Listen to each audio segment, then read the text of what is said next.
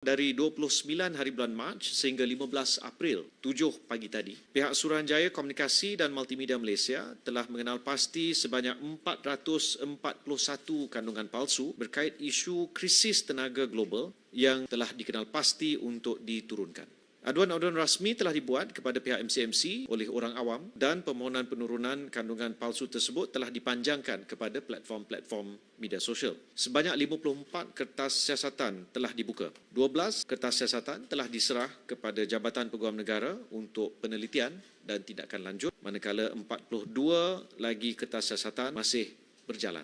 Terbaru, sejak semalam, sebuah grafik telah dikesan yang menyalahguna format sinar harian mengenai automatic pricing mechanism telah diumumkan. Untuk makluman semua, harga baharu bagi bahan api akan diumum setiap hari Rabu sekitar jam 6 atau 7 petang. Sebarang makluman yang dibuat ataupun sebaran yang dikesan sebelum pada hari dan waktu itu bukan melalui laman rasmi Kementerian Keuangan berkemungkinan adalah bersifat palsu.